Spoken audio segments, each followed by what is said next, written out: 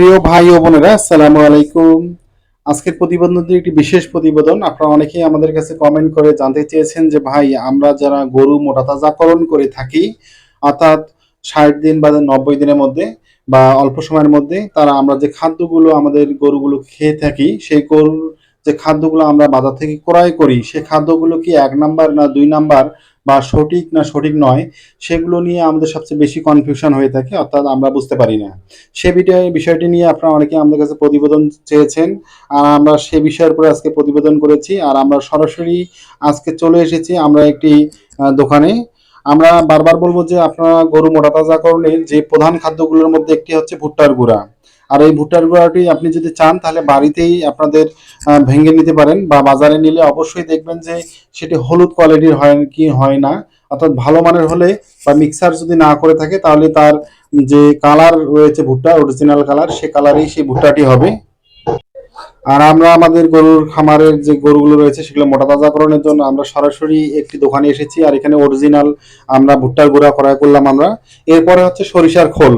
সরিষার খোলটি চাইলে আপনারা সবচেয়ে ভালো হবে আপনারা সরাসরি মেল থেকে ক্রয় করবেন রে ভাই। সরাসরি মেল থেকে ক্রয় করলে কি হবে, সেখানে আমরা অরিজিনাল যে সরিষা থেকে সরিষা তেল বের করা হয় থাকে সেটা ক্রয় করলে সবচেয়ে বেশি ভালো। বা আপনারা যদি বিশ্বস্ত কোনো বাজারের মধ্যে কোনো দোকান থাকে যেখানে আপনারা চিনবেন যে সরিষার খোল অরিজিনাল সরিষার খোলের কোয়ালিটি সেখানে রয়েছে, তাহলে অবশ্যই সেখান থেকে আপনারা ক্রয় করবেন, কোনো সমস্যা নেই। এবং এরপরে হচ্ছে ফিড। অনেকে আমাদের ফিডের কথা বলেন, আমরা বলবো যে আপনার মিড মোর বা এসিআই কোম্পানির মিড মোর জাতীয় ফিড খাওয়াবেন। আপনারা দেখবেন এসিআই কোম্পানির মিড মোর ফিড, সেটি খাওয়াবেন, তাহলে গরু মোটাতাজাকরণ হবে।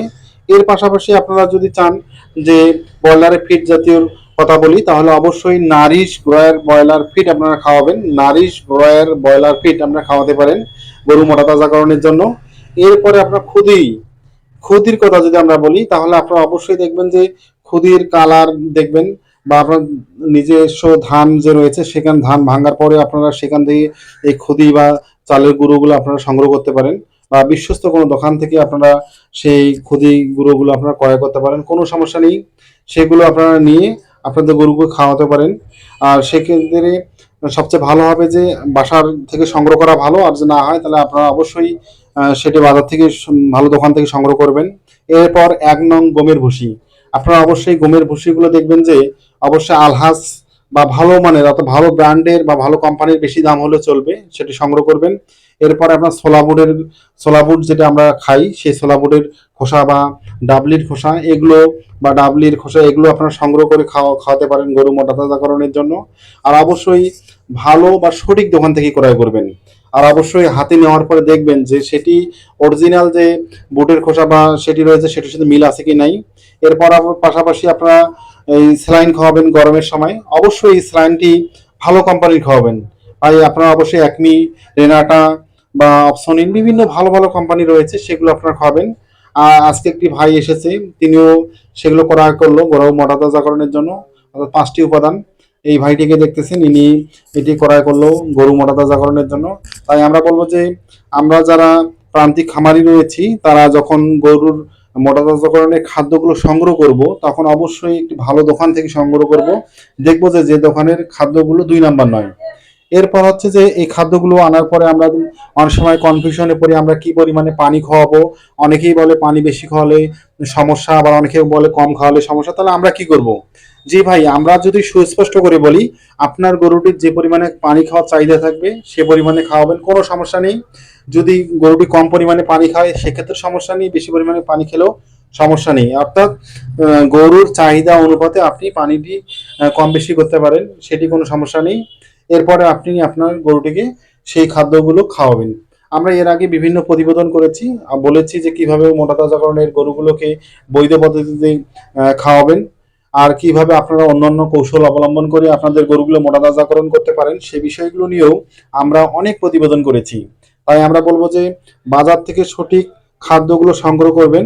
যদি আপনি সঠিক খাদ্যগুলো সংগ্রহ করতে না পারেন বাজার হতে, তাহলে আপনারা যতই চেষ্টা করেন আপনার গরুগুলো মোটাতাজাকরণ হবে না। আমরা দেখেছি যে আমরা যে পদ্ধতিগুলো আপনাদের কাছে উপস্থাপন করেছি বৈধ এবং বিভিন্ন কৌশলগত, সেগুলোতে যে খাদ্যগুলো আপনাদের দেখিয়েছি, অনেকেই বলেন যে ভাই আমরা খাদ্যগুলো ক্রয় করেছি কিন্তু আমাদের খাদ্য দিয়ে হয় না। এর কারণ হচ্ছে যে যে আমরা সঠিক খাদ্যটি অর্থাৎ 1 নাম্বার খাদ্যটি সংগ্রহ বাজার থেকে করতে পারি না। তাই আমরা বলবো যে 1 নাম্বার খাদ্যটি বাজার থেকে সংগ্রহ করার ক্ষেত্রে আপনাকে নিজেই চিহ্নিত করতে হবে যে এটি 1 নাম্বার ভুট্টার গুঁড়া বা সরিষার খোল 1 নাম্বার, সেটা আপনার চিহ্নিত করতে হবে বা সেটা চিনতে হবে। যদি আপনি চিনতে পারেন, ইনশাআল্লাহ আপনি সেই খাদ্যটি বাজার থেকে ক্রয় করে এনে আপনার গরুকে খাওয়াবেন। ইনশাআল্লাহ আপনার গরুটি অল্প সময়ের মধ্যে আবার নির্দিষ্ট সময়ের মধ্যে মোটা তাজাকরণ হবে অবশ্যই। আর আমরা বলবো যে অবশ্যই আপনি যেটাই করেন না কেন, গরুর যাতে ক্ষতি না হয় সেজন্য আপনি অবশ্যই ট্রিটমেন্ট গ্রহণ করবেন। আর ট্রিটমেন্ট সঠিক সময় গ্রহণ করলে আপনার গরুগুলো এগিয়ে যেতে পারবে বা মোটা তাজাকরণ হবে ইনশাআল্লাহ। আপনাদের সকলকে ধন্যবাদ আমাদের সঙ্গে থাকার জন্য। আমরা নিত্য নতুন প্রতিবেদন নিয়ে আবার হাজির হব। আসসালামু আলাইকুম।